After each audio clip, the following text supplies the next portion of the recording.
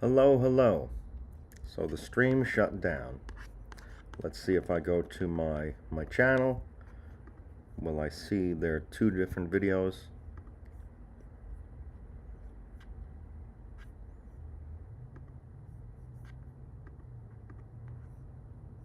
The faculty. Let's go to administrators because there was some extra. The universities. Um, so there's no evidence to substantiate that I violated any code of sexual misconduct, and in their dismissal letter, they don't substantiate anything.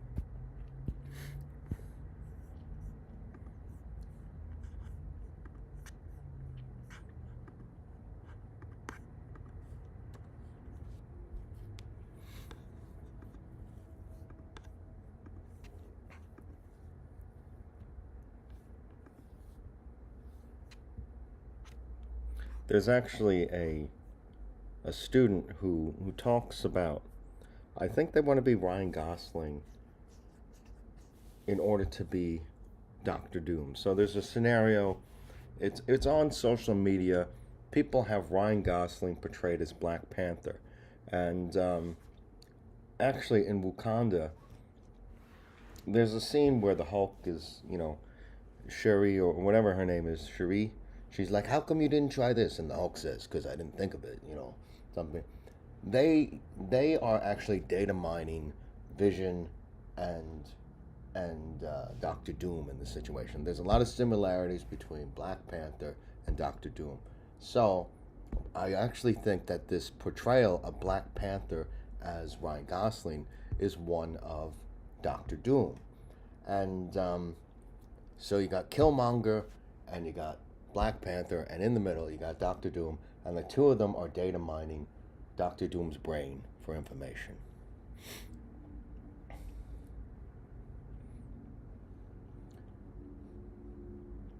I think one of the students wants to be the man in the middle. He wants to be Doctor Doom, and Ryan Gosling played in La La Land. He was in Remember the Titans. He was in Crazy Stupid Love, and I've always liked his movies. Um, he's opposite Gwen Stacy, Emma Stone, in Crazy Stupid Love, and in something, and in La La Land, and I always said that La La Land kind of resembled one of my stories, an adaptation of my life where the female protagonist, Amy McFadden, the male protagonist, Matt Joy, they have this ambition. And if you strip La La Land of the music routines and give the characters a little bit more ambition, I would say it kind of, what's the word?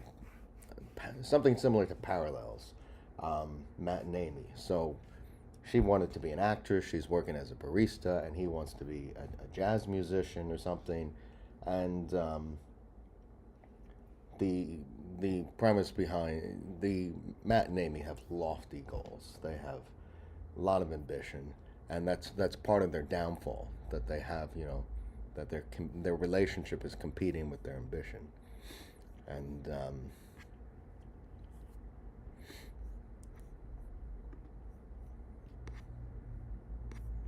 but there's this scene where Ryan Gosling, he's in his apartment or something. Someone says, "Oh, we all know that guy gave you the Shanghai check or something," and I said, "Gee, that's my biology professor. Everybody knows he Shanghai checked me." I've gotten completely off the rails here, completely off topic, and that's partly because I had started a stream, and the stream shut down, and it asked me to resume or start a new one. So I started a new one, and the old one says live still, and I can't download it yet. It says like it's broadcasting, so I don't know if that's a continuation of the current stream I'm in.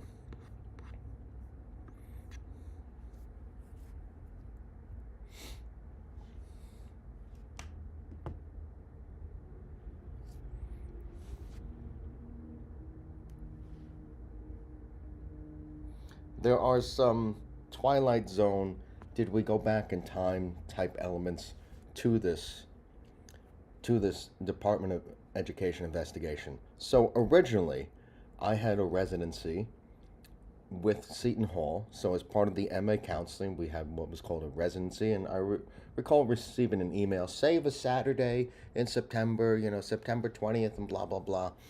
And so when I entered this residency, I recorded it because I record everything to thwart hearsay. I have had things where people have stated things, I've said things that are completely untrue, such as, I'll use Stony Brook Hospital as an example. There was someone in the hospital who said that I said I admitted to smoking marijuana. Completely not true. So I was not smoking marijuana. I don't smoke marijuana. And the tox screen came back negative for marijuana. So, and when I went to challenge this, they said they felt the information was accurate. Well, that's complete bullshit. I didn't say that. So I wanted to keep a documented record of as much as possible my interactions with other people to demonstrate how my normal, you know, social interactions and business interactions are with people. And I think for the most part, my interactions with faculty and staff over Zoom meetings and text communications are for the most part controlled. I'll just use Zoom meetings. My Zoom meetings, I'm just like any of the other students. I'm sitting there, I'm listening, and when there's opportunity to speak, I might speak. And there's no ad hominem attacks. It's just calm, reserved, and sometimes, I shouldn't say sometimes, it's always, there's nothing remarkable from a negative perspective. So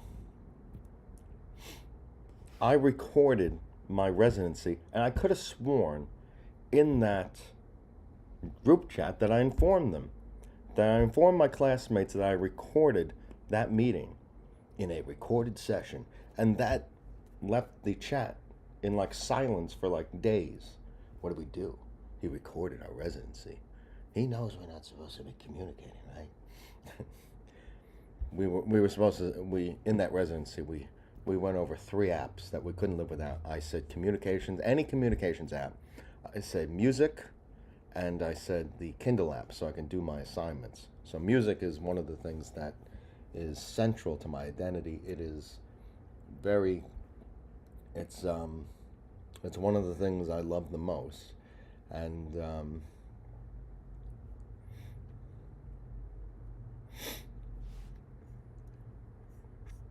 someone who lives in an internal world, the music is a huge part of that. And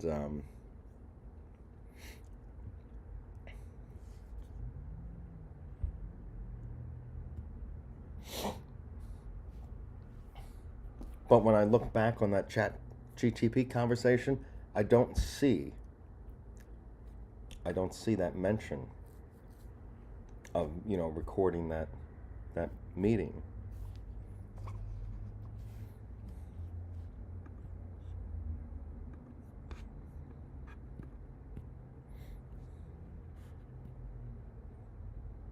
One thing that I keep having nightmares about, let me get back to the material of the counseling psychology. So it's this idea that certain ideas are somehow staked by students. Like, I'm very big on, I wanted to explore attachment theory on the framework of nucleic acids, where adenine and thymine require less thermal energy to break than guanine and cytosine. I wanted to explore chilling effects amongst treatment-seeking individuals who may avoid seeking care in the wake of Sandy Hook for fear of being associated with mass murder and gun violence. And that's something that's something that I could have potentially wrote a dissertation on. And that's something that's very important to me, chilling effects. And so I have, I try to keep a diverse interest base. I try to my things are related to quality of care, and Chilling Effects is certainly in that genre, in that category, and but for some reason, like even in a conversation with Jodie Costa, she says like I'm into identity formation, and I felt like that was her. She recognized something in me, and then she decided to disclose that to me, and she was basically saying like that's the thing that I like, that's the thing that I have my stake in, and while genuine self is important to me, if I were to relive life, that identity formation I would want to be organic, where I shape my personality based on my experience and how I want to. I don't know what the if I wanted to replicate how I shape my personality, um, I just want it to be organic. um, Let me get back to this putting your stake in something. Counseling, narrative therapy. So, therapeutic documents. I studied narrative therapy at Saybrook. I've discussed it in using the treatment of nightmare disorders, where you change the narrative of the nightmare in order to make it more tolerable.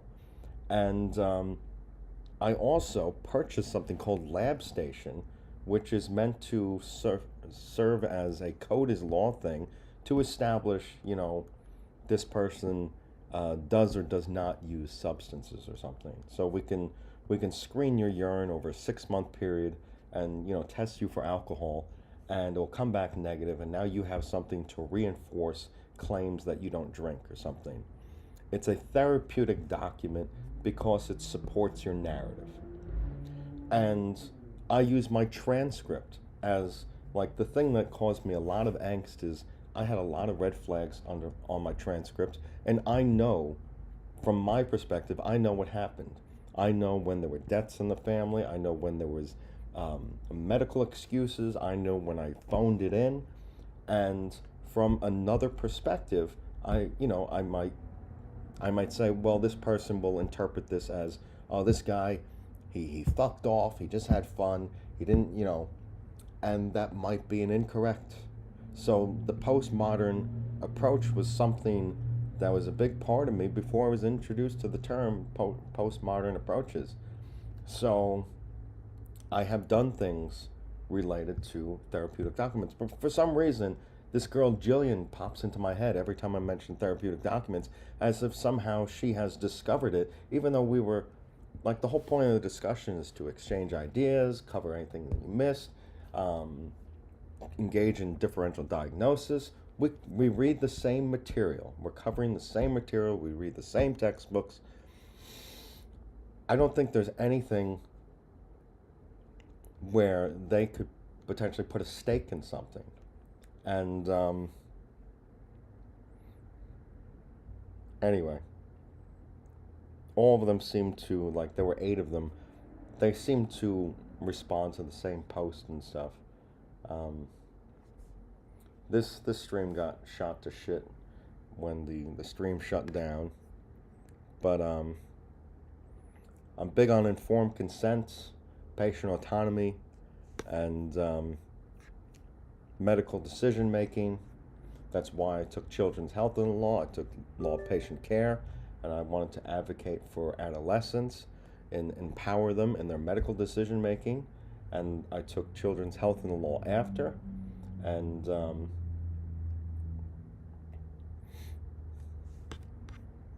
wanted to develop a clinical test for competence to declare mature minor status. So that was shaped from my experiences in my health law course, the law of patient care, and my children's health and law course, which I took after the law of patient care. And the dissertation idea potentially was going to be part of my clinical psychology PhD.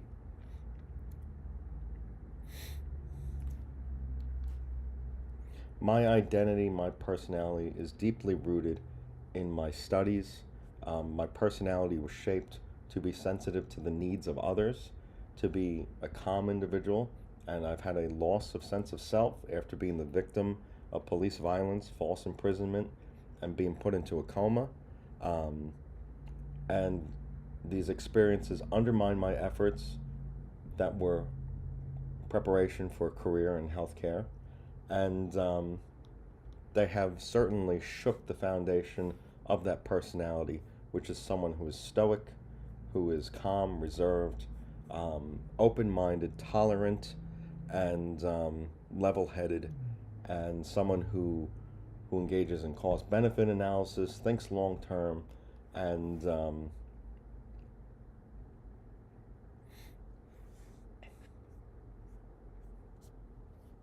I'm going to end it here. I have other things to do, and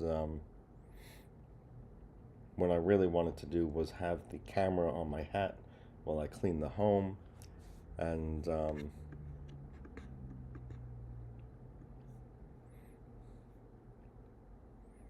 I'll end it here. These thoughts will probably be brought up again. They're always on my mind. It's a huge part of my life, and I don't think it's going to be this life. I think next life, hopefully. But I'm worried that, that I'm going to lose my identity, where I won't be able to recognize myself in the next life, where basically my soul will die in this life, and any next life, it'll basically be a completely different person.